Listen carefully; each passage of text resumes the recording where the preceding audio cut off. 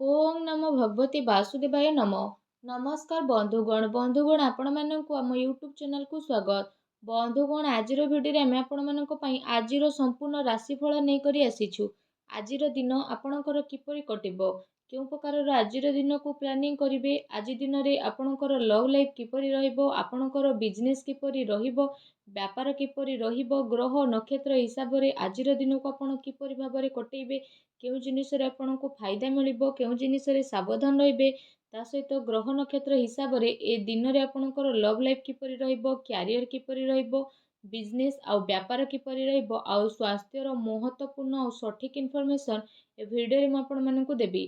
तेणु ए भिडियो को आदौ भी स्किप करंतु नहीं। आजिर दिन आपणकर किपरि कटिबो संपूर्ण सठिक राशिफल आपण मानकु जणाइबी। तो भिडियो आपण समस्तଙ୍କ ପାଇଁ महत्वपूर्ण अटे, तेणु शेष पर्यंत भिडियो को निहाती भाव में देखंतु। भिडियो आरंभ करने पूर्व आपण मानकु रिक्वेस्ट, भिडियो को जदि भी देखुचंती कमेंट बॉक्स रे जय श्री गणेश जय माँ लक्ष्मी अवश्य लिखंतु, जहाद्वारा भगवान श्री गणेश माता लक्ष्मी आशीर्वाद आपको मिलिबो। आसंतु जानिबा किपरि रहिबो आपणको राशि पई आजिर दिन। जदि आमे कहिबा ए दिनर स्थिति विषय रे, तो सबुठार प्रथम आमे कहिबा फ्रेंड्स, ए समय रे आपण कठिन परिश्रम द्वारा जदि कहिबा सब किछि को हासिल करि परिबे, जहार आपणको इच्छा थिला, ता सहित बड़ लोकंकर ए समय रे आशीर्वाद आपणकर संपूर्ण जीवन को बदलाई मध्य देबो। घर परिवार सहित समय व्यतीत करिबा द्वारा मन आपणकर प्रफुल्लित रहिबो।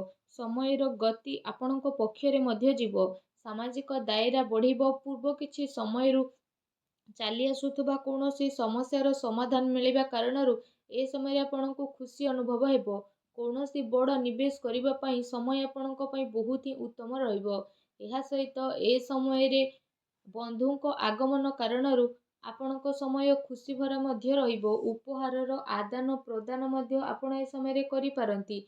आपणकर बजेट मध्य बिगिड़ी पारे, किंतु पारिवारिक खुशी आगरे एहा किछि हेबो नाही। युवा वर्ग निजर भविष्यत संबंधित योजना प्रति काफी गंभीर नजर आसिबे।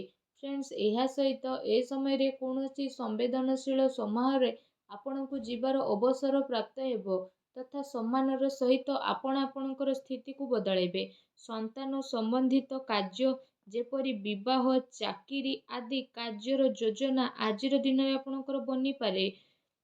बंधुंकर आगमन घर को आजिर दिन रे होई पारे। ता सहित जदि कहिबा आजिर दिन रे ऊर्जा जोश एवं मनरु आपण खुशीपूर्ण रहिबे। पिलांको सहित धैर्य रखी आपण व्यवहार करंतु, जहा द्वारा आपणकर स्थिति रे परिवर्तन आसीबो। खर्च पई भी ए समय बहुत भल रहिबो, किंतु आपण मैनेज करके नेबे। निज लोकंक सह मनोरंजन रे आपण आपणकर समय को व्यतीत करिबे।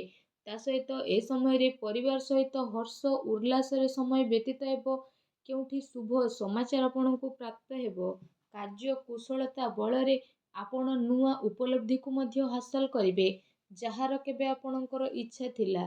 फ्रेंड्स, एहा सहित ध्यान रखंतु कि ए सबु कार्यकलाप भितरे आपणकर किछि महत्वपूर्ण कार्य मध्य बदली पारे, जो कारण पई आपणको भारी नुकसान रो सामना करबा को मध्य पड़ी पारे। सबु गतिविधि रे ध्यान केंद्रित करिकि रखिबा आपणको पई अति आवश्यकता रहिछि। आर्थिक पक्ष आपणकर सुदृढ़ हेबो। कुहा जाइथिबा धन संबंधित निवेश को आपण भाबी चिंती ही नियंतु, काहेकि ना पैसा वापस मिलिबा बहुत ही मुश्किल दायक रहिबो। विद्यार्थी को निज प्रतियोगी परीक्षा संबंधित पाठपढ़ा रे अधिक ध्यान देवार आवश्यकता रहिछि। एहा सहित ए समय रे सबु किछि ठीक रहिबी। आपणको केउठी ना केउठी परिवर्तन देखा देबो।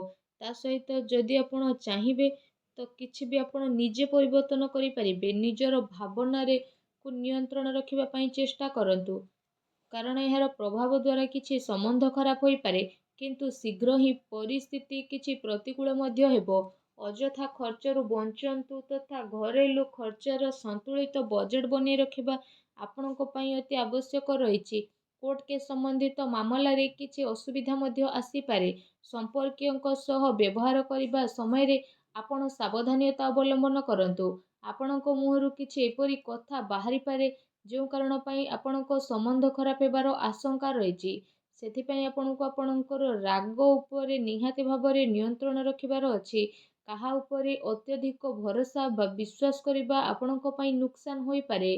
ଠିକ୍ ହେବ କି ଆପଣ ଆପଣଙ୍କର ନିର୍ଣ୍ଣୟ ହିଁ ସର୍ବୋଚ୍ଚ ରଖନ୍ତୁ। ଘରର ବରିଷ୍ଠ ସଦସ୍ୟଙ୍କର ସ୍ୱାସ୍ଥ୍ୟର ମଧ୍ୟ ଧ୍ୟାନ ରଖିବାର ଅତି ଆବଶ୍ୟକତା ରହିଛି। ଯଦି କଥା ଆପଣଙ୍କର ଲଭ୍ ଲାଇଫ୍ ବିଷୟରେ ହେବ ତ ଏ ସମୟରେ ପାରିବାରିକ ବାତାବରଣରେ ଆପୋଷିକ ତାଳମେଳ ଓ ସାମଞ୍ଜସ୍ୟ ବନିକି ରହିବ। ପ୍ରେମ ସମ୍ବନ୍ଧରେ ଜଣେ ଆଉ ଜଣଙ୍କର ଭାବନାକୁ ବୁଝିବାର ଅତି ଆବଶ୍ୟକତା ରହିଛି।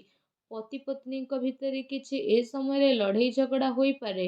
ପ୍ରସଙ୍ଗ ବଦନାମୀ ଆପଣଙ୍କ ଅପଦସ୍ଥର କାରଣ ବନିପାରେ, ତେଣୁ ଟିକେ ସାବଧାନ ରୁହନ୍ତୁ। ଏହା ସହିତ କାମ କାର୍ଯ୍ୟରେ ଚାଲୁଥିବା ଶିଥିଳତାର ପ୍ରଭାବ ପାରିବାରିକ ଜୀବନରେ ଆପଣ ପଡ଼ିବାକୁ ଦିଅନ୍ତୁ ନାହିଁ। ଜୀବନସାଥୀ ତଥା ପିଲାଙ୍କର ପୂର୍ଣ୍ଣ ସହଯୋଗ ଆପଣଙ୍କୁ ପ୍ରାପ୍ତ ହେବ। ଏହା ସହିତ ଆଜିର ଦିନରେ ପାରିବାରିକ ସୁଖ ଶାନ୍ତି ବନିବ। ସନ୍ତାନଙ୍କର ଶିକ୍ଷା ଆଉ କ୍ୟାରିୟର ସମ୍ବନ୍ଧିତ ଗତିବିଧିରେ ଆପଣ ସହଯୋଗ ମଧ୍ୟ ଦେଇପାରିବେ। ଘର ପରିବାରରେ ଆପୋଷିକ ସୌହାର୍ଦ୍ଦ୍ୟ ତଥା ପ୍ରେମ ଆପଣଙ୍କର ବନିକି ରହିବ। ବିପରୀତ ପରିସ୍ଥିତି କାରଣରୁ ପ୍ରେମ ସମ୍ବନ୍ଧରେ ସ୍ଥିତି ଆପଣଙ୍କର ବଦଳିବ। ତା ସହିତ ପ୍ରେମ ଜୀବନ ଦୃଷ୍ଟିକୋଣରୁ ଯଦି କହିବା, ଏ ସମୟ ଆପଣଙ୍କ ପାଇଁ ବହୁତ ହି ମିଲାଜୁଲା ସାବ୍ୟସ୍ତ ହେବ। ଫ୍ରେଣ୍ଡସ୍, ଯଦି କଥା ଆପଣଙ୍କର ବ୍ୟବସାୟ ଆଉ କ୍ୟାରିୟର ବିଷୟରେ ରହିବ ତ ଏ ସମୟରେ ଚାକିରି, ଶିକ୍ଷା ଆଉ କାରବାରରେ ଯଦି କହିବା ଅଧିକ ପରିଶ୍ରମର ଅତି ଆବଶ୍ୟକତା ରହିଛି। କାର୍ଯ୍ୟ ବିସ୍ତାର ସମ୍ବନ୍ଧିତ କୌଣସି ଯୋଜନାକୁ କାର୍ଯ୍ୟ ରୂପରେ ପରିଣତ କରିବା ପୂର୍ବରୁ ଭଲ ଭାବରେ ବିଚାର ବିମର୍ଶ ଆପଣ ନିହାତି କରନ୍ତୁ। ଚାକିରି ପେଶା ବ୍ୟକ୍ତି ମଧ୍ୟ କୌଣସି ଅପରିଚିତ ବ୍ୟକ୍ତିଙ୍କ ସହ ବ୍ୟବହାର କରିବା ସମୟରେ ସାବଧାନତା ଅବଲମ୍ବନ କରନ୍ତୁ। କାମ କାର୍ଯ୍ୟକୁ ଆପଣ ପୁରା ଗମ୍ଭୀରତାର ସହ ନେଇକି ଯିବେ। ଏ ସମୟରେ ଆପଣ ଏହା ଧ୍ୟାନ ରଖିବାର ଆବଶ୍ୟକତା ରହିଛି କି କେଉଁଠି ଆପଣଙ୍କର ସିକ୍ରେଟ୍ ଲିକ୍ ନ ହେଇଯାଉ। ପାର୍ଟନରସିପ୍ ସମ୍ବନ୍ଧିତ ବ୍ୟାପାରିକ ଗତିବିଧିରେ ଆପଣ ନଜର ରଖନ୍ତୁ। କୌଣସି ପ୍ରକାରର ଧୋକା ଆପଣଙ୍କୁ ହୋଇପାରେ। ଫ୍ରେଣ୍ଡସ୍, ଏହା ସହିତ ଏ ସମୟରେ କାର୍ଯ୍ୟ କ୍ଷେତ୍ରରେ କ୍ୱାଣ୍ଟିଟି ଚକ୍କରରେ କ୍ୱାଲିଟି ସହିତ କୌଣସି ପ୍ରକାରର ସମଝୋତା ଆପଣ କରନ୍ତୁ ନାହିଁ। କୌଣସି ବଡ଼ ଅର୍ଡ଼ର ଆପଣଙ୍କର ହାତରୁ ମଧ୍ୟ ଯାଇପାରେ କିମ୍ବା ଡିଲ୍ ମଧ୍ୟ ଆପଣଙ୍କର କ୍ୟାନସେଲ୍ ହୋଇପାରେ। ଚାକିରି ପେଶା ବ୍ୟକ୍ତିଙ୍କ ପାଇଁ ଚାକିରିରେ ବସ୍ ଆଉ ଉଚ୍ଚ ଅଧିକାରୀ ଯଦି କହିବା ଆପଣଙ୍କ କାମରେ କାଫି ସନ୍ତୁଷ୍ଟ ରହିବେ। ପଦୋନ୍ନତିର ମଧ୍ୟ ସମ୍ଭାବନା ରହିଛି। ଚାକିରିରେ ମନୋବାଞ୍ଛିତ ଉପଲବ୍ଧି ମିଳିବାର ଏ ସମୟରେ ଆଶା ରହିଛି, ଯେଉଁ କାରଣ ପାଇଁ ଆପଣଙ୍କୁ ଖୁସିର ବହୁତ ଅନୁଭବ ହେବ। ତା ସହିତ ଯଦି କହିବା ନୂଆ ଟେକ୍ନିକ୍ ଆଦିର ପ୍ରୟୋଗ କରି ଆପଣ ସଫଳତା ହାସଲ କରିବେ। ଲମ୍ବା ସମୟରୁ ଚାଲୁଥିବା କୋର୍ଟ କେସ୍ ମାମଲାରେ ଆପଣଙ୍କୁ ପୂରା ହେବାର ଆଜି ସମ୍ଭାବନା ରହିଛି। ସରକାରୀ ସେବାୟତ ବ୍ୟକ୍ତି କୌଣସି ସମସ୍ୟାରେ ପଡ଼ି ମଧ୍ୟ ପାରନ୍ତି, ତେଣୁ ସାବଧାନ ରୁହନ୍ତୁ।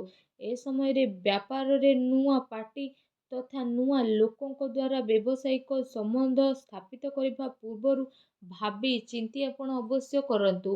କାହାର କଥାରେ ଆସି ଆପଣଙ୍କର ଅହେତୁ ମଧ୍ୟ ହୋଇପାରେ। ଚାକିରିରେ ସହକର୍ମୀ ଆପଣଙ୍କ ବିରୋଧରେ କିଛି ଉଚ୍ଚ ଅଧିକାରୀଙ୍କର କାନ ଭରି ପାରନ୍ତି। ସେଥିପାଇଁ ଆପଣ ଟିକେ ସାବଧାନ ରୁହନ୍ତୁ। ଆଜି ପ୍ରତିକାର ସ୍ୱରୂପ ମା ଲକ୍ଷ୍ମୀଙ୍କର ପୂଜା କରନ୍ତୁ। ତା ସହିତ ଛୋଟ ପିଲାଙ୍କୁ ଚକୋଲେଟ୍ ଦିଅନ୍ତୁ। ଦେଖିବେ ଆଜିର ଦିନ ଆପଣଙ୍କର ବହୁତ ହିଁ ଶୁଭ ଓ ମଙ୍ଗଳଦାୟକ ସାବ୍ୟସ୍ତ ହେବ। ଧନ୍ୟବାଦ।